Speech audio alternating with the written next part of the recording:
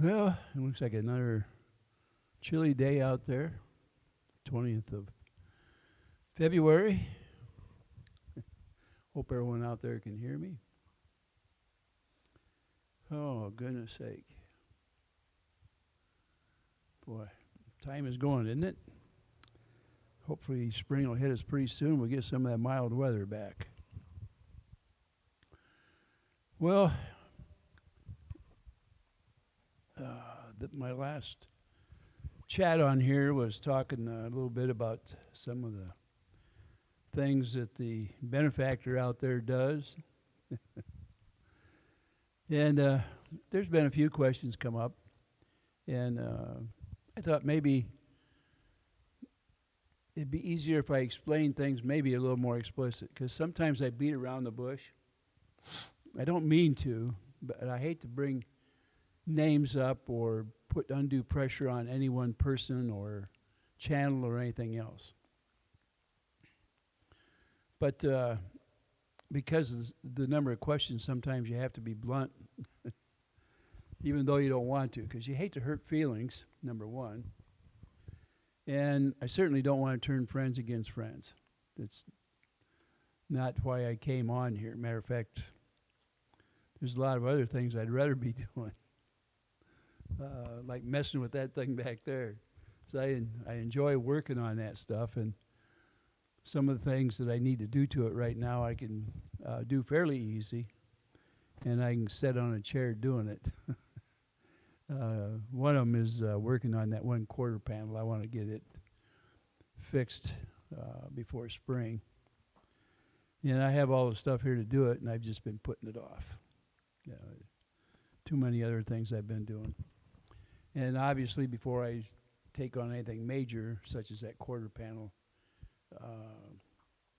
I need to make sure I get everything else kind of cleaned out of here, include those paper boxes right there. And on the other side, I've got them set up there too. Oh, with all the fighting and finger pointing and things like that in the channels, I think I made mention sometime before that Khrushchev had made a remark about the United States way back. Let's see, I think it was in the Kennedy years, but maybe it was the Reagan years. Anyway, he said that he wasn't too worried about the United States because it would destroy itself from inside. And I think he was alluding to the point that we had so many freedoms that we were spoiled and couldn't handle those things. And he probably was pretty correct. They at the time were more of a socialist country, providing medical education, and in most cases, whatever we were going to work at, travel, and they controlled travel within the country and out of the country and in. So where we can do most of that stuff without too much on the restriction end of it. And the only time we've ever run into restrictions on it was during the pandemic. And boy, we found out what it was like to have the government tell us what we could and couldn't do. One of the things that I didn't like was the fact, they'd shut down a lot of the campgrounds, and the campgrounds were one of the easiest and best ways to keep away from having problems with the pandemic. Matter of fact, back in 1917, I think it was, they had a big pandemic back then, and the people that seemed to survive the best, and this was done out in California, were the people that were actually in tents. It seems the open air helps keep the virus away from you. And that's just an example, obviously. And it's hard to say that when the government intervened that it actually did the wrong thing because, well, it's it's pretty hard to disprove it in any other way. I gave you an example of what happened at the turn of the last century, and that doesn't make it so. Well, let's see what. Oh yeah, I had talked about what Khrushchev had said about our country. Well, the same thing can be said about our everyday politics, our everyday interaction with each other, our groups. Groups can destroy themselves very easily. And it doesn't always have to be because we're spoiled, but in the instance of what I'm going to talk about, a lot of people are just plain butthurt. That's it. Excuse me. It's sometimes it's hard to talk about stuff like that without hurting somebody's feelings. But there you go, the word "but." People, they put a lot of store in things, in the way they believe about somebody, and when they're on a channel, obviously, they believe in the creator of that channel. And when a newcomer comes in, they're considered an outsider for a while. And so they have to kind of tiptoe around when they talk about things, kind of feel their way around. And on these live chats, things get pretty lively. People have their own way of thinking about things. And sometimes you have to get used to how someone talks so as not to take it wrong when they say certain words, or maybe they disagree with you and you don't think they've been there long enough to disagree. But you should be able to agree or disagree from the day one. It shouldn't have to be a warm-up period in there, as long as we don't get mean about it. So most of the channels that were affected, I'm still having trouble with my nose.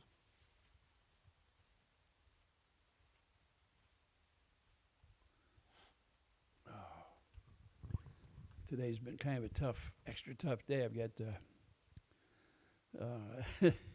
some problems breathing, not because my nose is stuffed up or anything like that, but I've got some sore muscles that are keeping my lungs on my right side from working very well.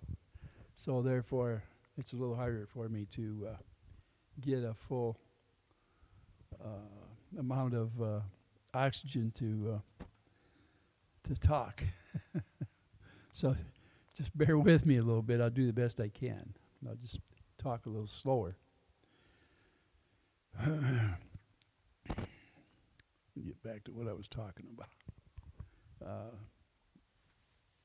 What? There. When you're in a chat, and like I was saying, you think a lot about the creator, because that's why you're on the channel, along with, it's entertaining, right? And if you've been on there a while and somebody comes along and they say something about you or to you that hurts your feelings, and so you say something back, and it's a reaction to an action, is what it is. But then after that, it's a reaction to a reaction to a reaction. And then the mods come along and spank you. And you think, that's never happened to me before, or gee whiz, why are they picking on me? They didn't say anything to that other one. It just so happened they may have just picked up on you at the time, and maybe not seen that the other one had caused it, or whatever. But my advice really is, when somebody, and if you feel it's an outsider, such as the benefactor that comes around giving gifts, if he starts making remarks, say what you think, and just get out of the chat. And I'm not saying that you should be the one that shouldn't be privileged enough to stick around. I'm saying, if you don't want to get butt hurt, and that's what's going to happen, get out of there for a while. Leave it alone. This person that's coming into these chats has a habit of going from one channel to another, and pretty much they feel privileged. You and I know that they really aren't. They just taking advantage of a situation where they've been given free gifts out. Could be membership and it could be cash. But anyway, no matter what, and I didn't see anything that was a jealousy type situation. The other day when I was in a chat, somebody said, well, Ray had talked about jealousy was the cause, or could be the cause. What I did say is I didn't believe that jealousy was a part of it, and I still don't. I don't think anybody in here is jealous of somebody else having received something. And if you do feel jealous, you shouldn't, because a gift is just that. It's a gift. And it can be controlling, depending on how it's given and what's expected in return. Sometimes it is unwritten what's expected. And I think in this case, it is expected that you take that person's side should something happen in a chat and he gets into it with somebody else in the chat. He feels, hey, I should be able to do what I want because I paid my way through here. Also, I noticed he likes to goad other people and try to goad them into giving when maybe they don't want to, and it's embarrassing. Somebody comes along and says, well, I gave, why didn't you? That was never meant to raise funds. That was meant to embarrass you. Outright, it was done by design to make you feel bad. And it makes that other person that gave feel like, oh, I'm a big shot because I give something. But you didn't. So you're a bad person and I'm a good person. And that makes you butthurt.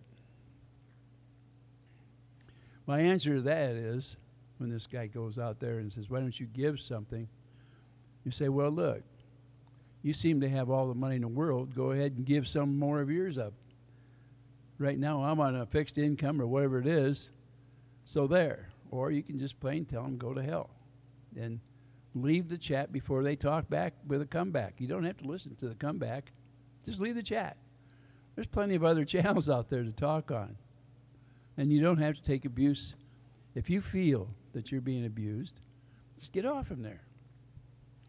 Don't take it all out on the creator. And I'm not saying that the creator might not be to blame in some instances. What I'm trying to tell you is that if it was interesting to you before, it will be again.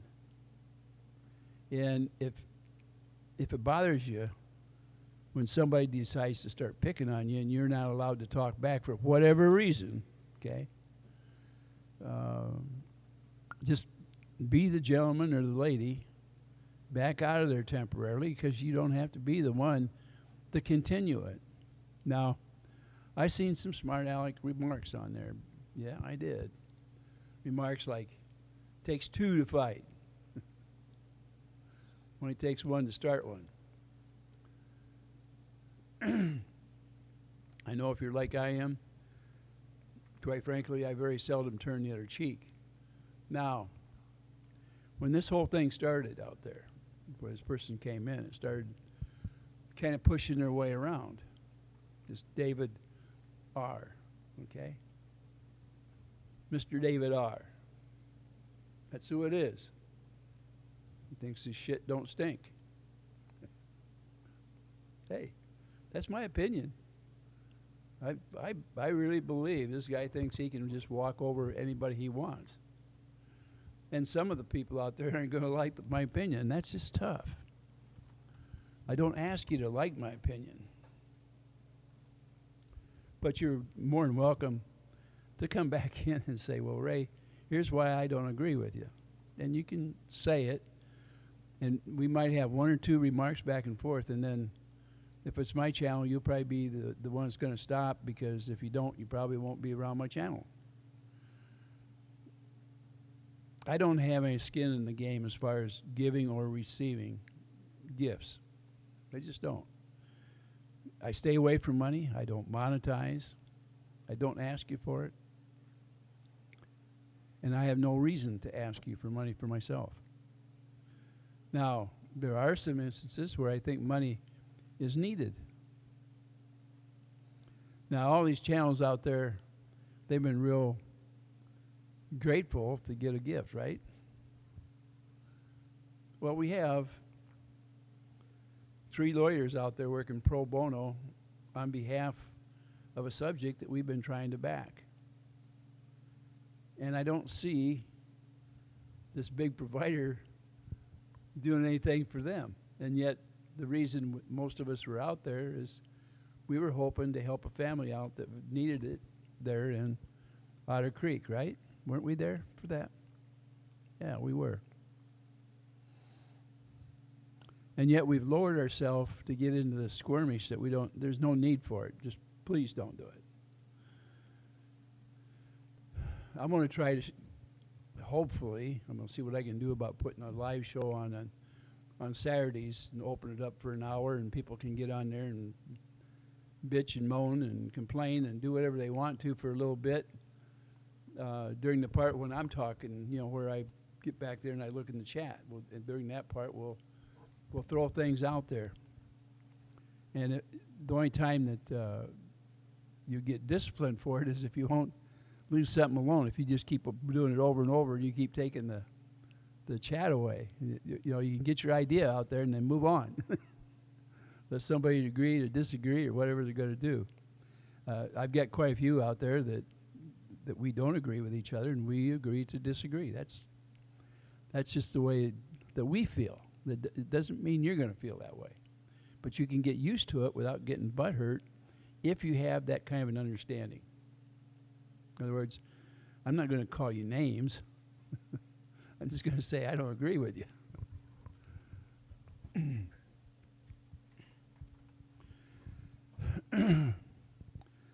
Now, as far as some of you feeling bad about it, when this thing first started up, and I got into a channel, and it kind of got lit up for a little bit, I just backed out of there.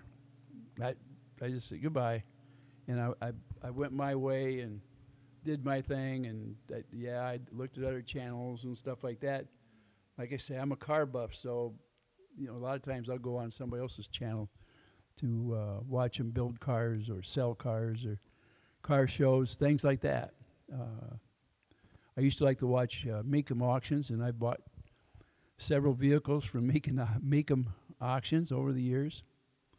I've went to other auto auctions where dealers have sold out, traveled pretty good distance and bought cars. But I bought them for my benefit to work on them. I didn't buy them necessarily to resell. I love classic cars. I've had some beautiful cars. If I had them today, I'd be a multi-millionaire. There's been that many of them. And they were in very good shape when I had them, or at least they were by the time I sold them. I don't ever remember returning any of them to a junkyard. My belief was fix them, and if they were running drives, that's fine, but if they were good enough to put in a car show, that was great. And although none of them were, with a few exceptions, were the type you would see on Barrett Jackson or something like that, or even, well, some of mine were as good as anything you'd find on Meekum auctions, let's put it that way. And that was one of my favorite ones to go to. A lot of it was that a lot of times they were reasonable in cost. A lot of the people that went to those auctions and sold cars were people like you and I. They weren't great big collectors. I did get there one day. Oh, boy, I kicked myself so many times. But I had an opportunity to pick up some great cars. There was 2 collectors there. One of them had old Model A's and T's and some old Chevys. And these cars were museum quality.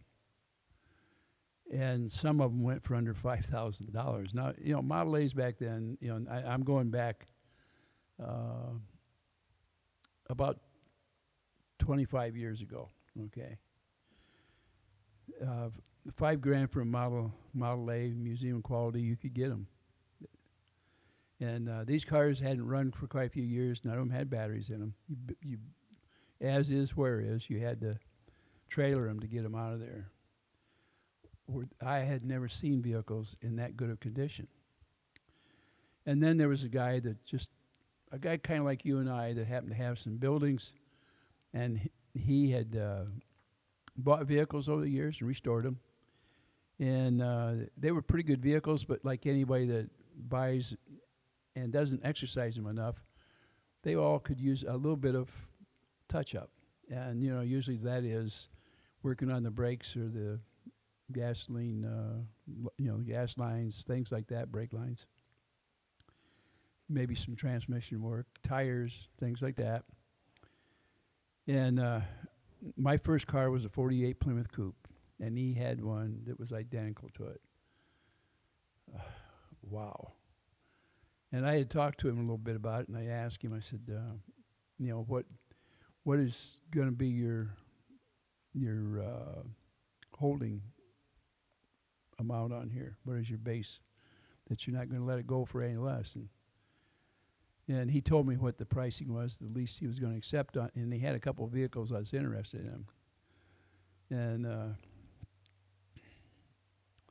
it was a little bit out of my price range. And the guy was up there in age. He was probably about the age I am now, in his 80s. And I thanked him, and I did listen. He started that one car up. Oh, what a beautiful car. Inside and out. No rust. No scratches. No blemishes in the interior. Everything worked. 48 Plymouth Coupe, just like the first one I had in high school.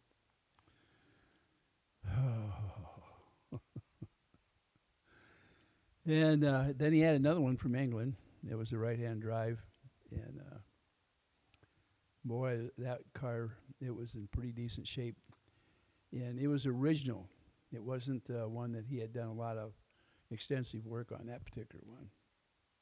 That was a deal. This happened to be a make 'em sale where there was just some beautiful cars at that time.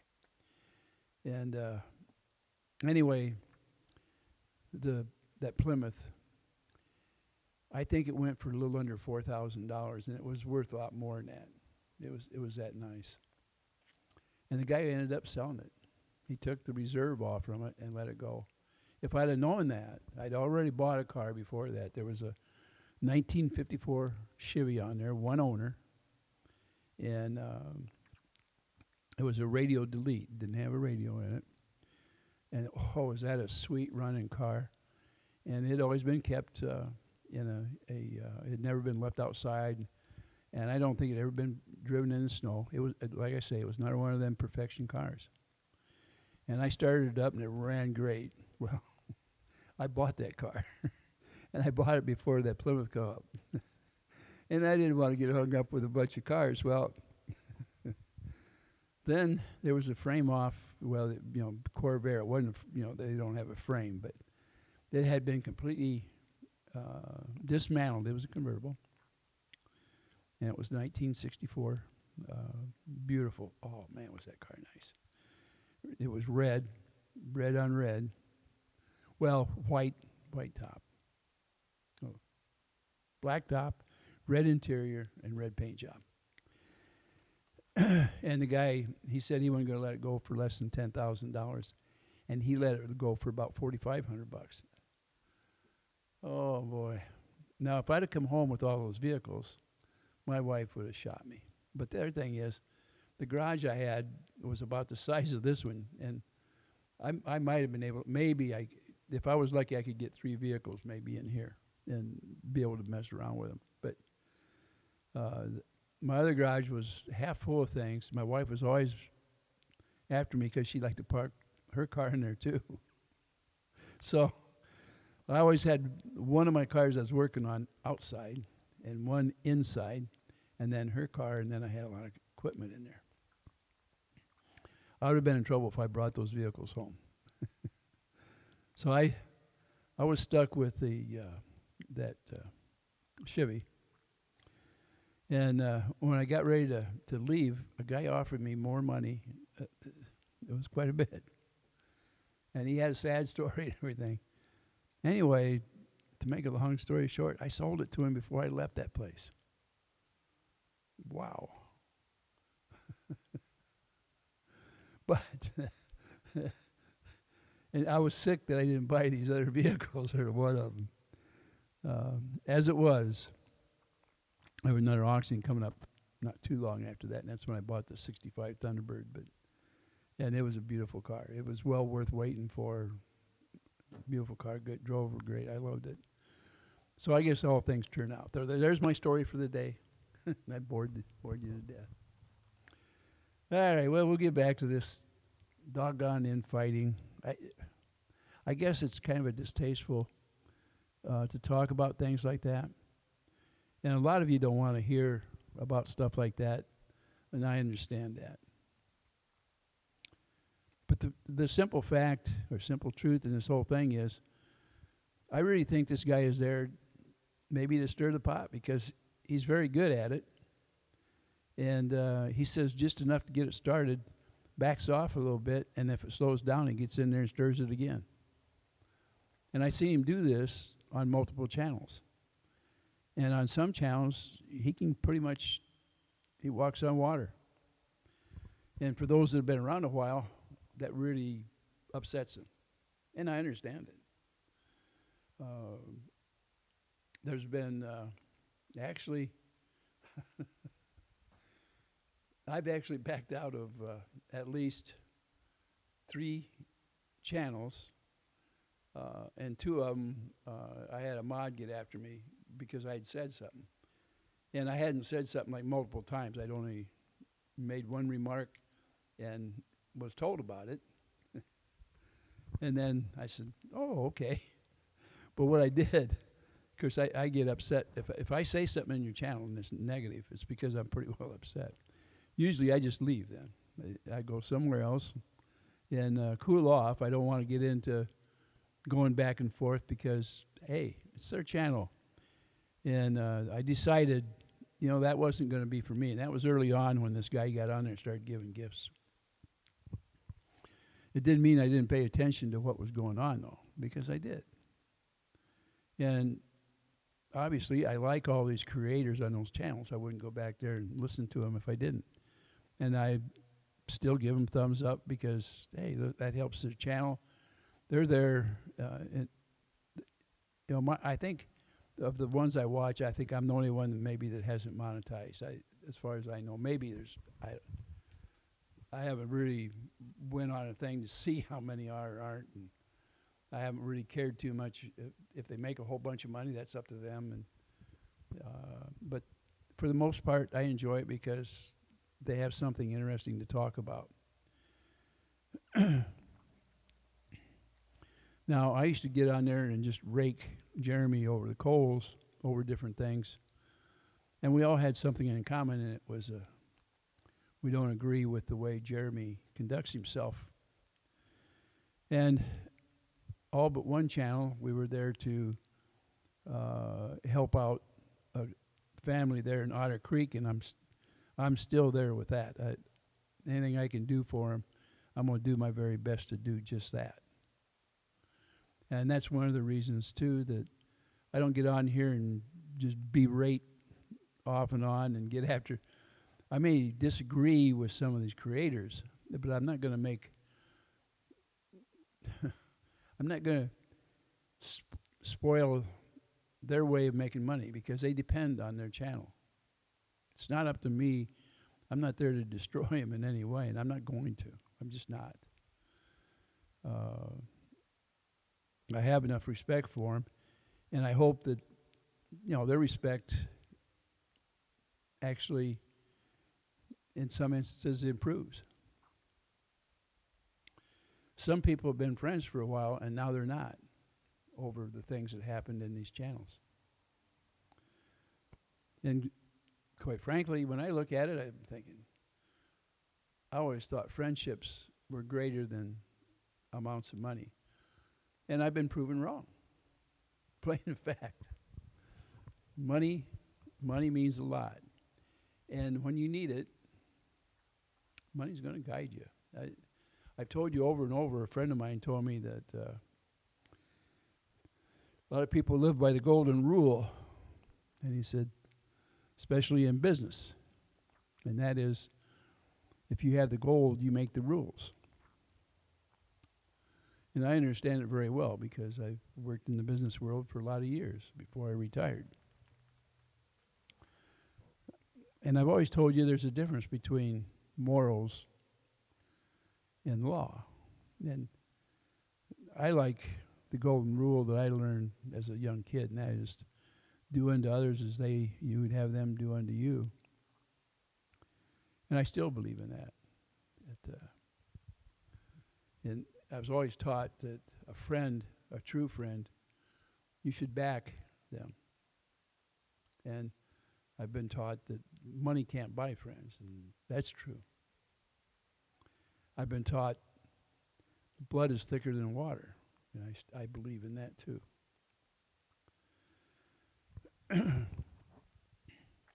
What I did find out, it was disappointing, of how many that I thought so much of don't necessarily follow those types of analogies out there in this world.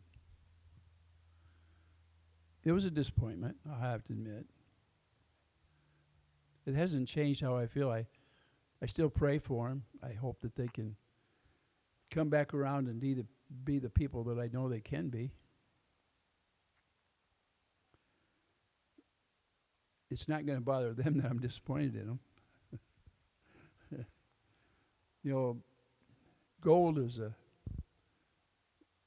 boy, it can just change your whole makeup. And I really feel bad for people that let that do it to them. The day comes where you realize you can't take it with you. And maybe that's why I'm not as upset over finances as maybe I should be. I don't know. And I try not to let my view destroy how I feel about other people that don't have that same view. Because the people that don't or can't stand up against a financial, people that use their money to obligate you, to control you. Just because you can't stand up to it, don't mean you're a bad person. It just means that some of us are different than others, that's all. I don't know how to describe it. And I'm not sure why I feel the way I do, other than it was the way I was raised. You know, my grandmothers had a lot to do with it, I'm sure. They didn't have a lot of money, and they shared whatever they had. I've told you over and over that whenever they visited somebody's house, a lot of times they brought food with them. Food was the most valuable asset for a poor person. That and the roof over their head. And when somebody brings you gifts out of their garden or out of their yard, I mean, it meant a lot. You know, simple baked pie or cake, wow. I love food, so of course I was appreciative of all that, right? But you know, when I was a kid growing up, and my grandmother had introduced me to other people that were her age, and I mowed their lawns and shoveled their walks, and you know, I always did my best to do a good job, and I was polite and all that. And you know, most of them would say, "Look, why don't you come in and have some hot chocolate or, you know, iced tea or something, Kool-Aid, depending on the time of the year." And it was always appreciated. And a lot of times, you know, they wanted to talk. You know, older people love to talk.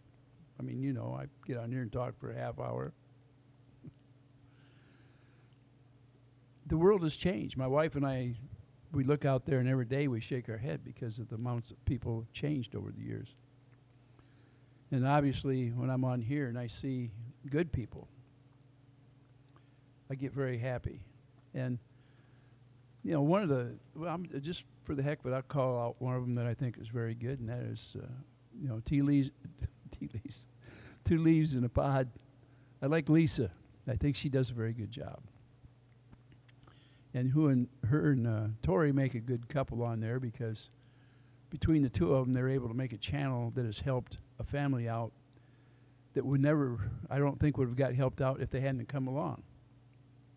And they opened the eyes so that people could see the true people there and what the needs were. And they got the train rolling, and now, we're chewing down the track, right? It's a nice feeling when you can help somebody out. As far as, there's a guy out there that has a big heart. His name is Thomas Collins. And I like to go to his channel because he's always doing something for somebody. And I've had different people come to my channel and say, well, that's not really him. You just think he's a good guy. I've known him. And I look at him and I'm thinking, well, maybe you didn't look close enough. Maybe you didn't say the right thing. I mean, I think that in my mind. I don't tell them that because obviously there's nothing you can tell somebody like that that's ready to chop somebody else's head off. But I was right when I got to that point, and it was actually somebody else that said, Ray, you act like you don't like that guy, and you need to take a look at him. So I did. I took a look at him, found out he's a pretty decent guy. He liked to work on motors. I love motors. He likes cars. I like cars. Or actually, he likes trucks. And he's ambitious. He's out there cleaning up yards and picking up junk and selling the junk to the scrap yard. And, he's busy. He's a busy fellow. And he's making a few bucks. He's got change in his pocket that jingles. If he wants something, he works for it. He isn't afraid of working. And, he likes people. He's very courteous.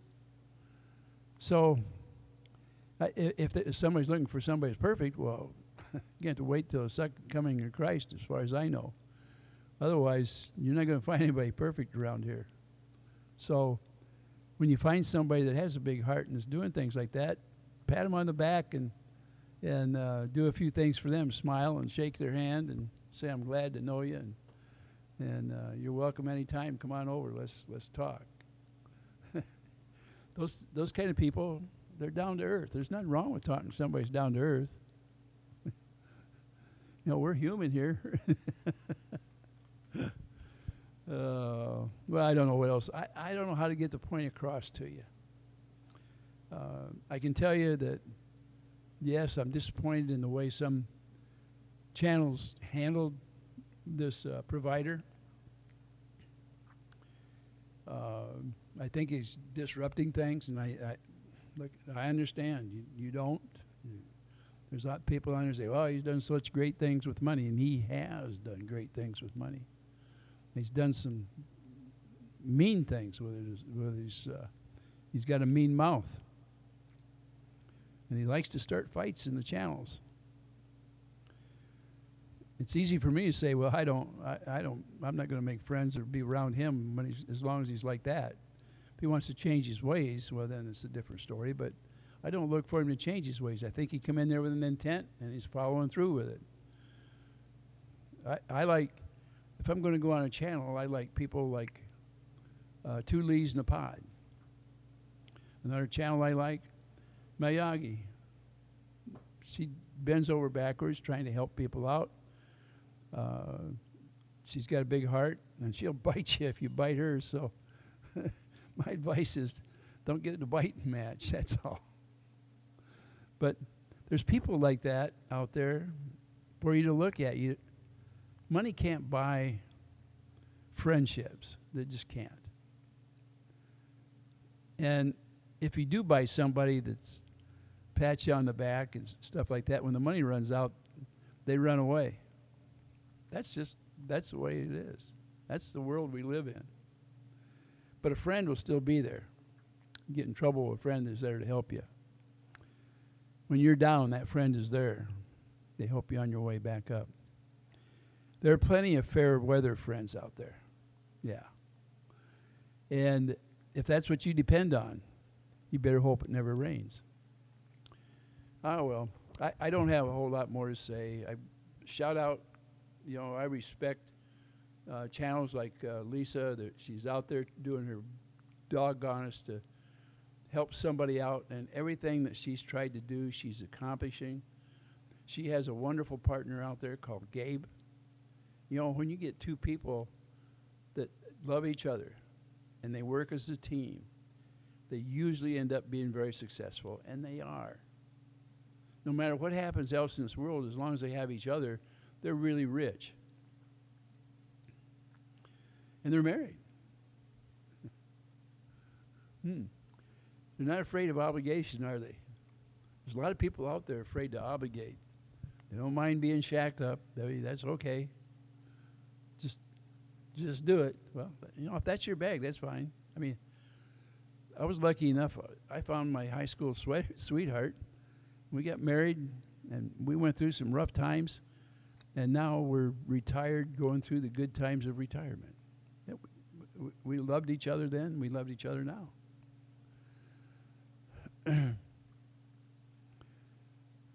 Thomas, shout out to you, man. I think you're a great guy.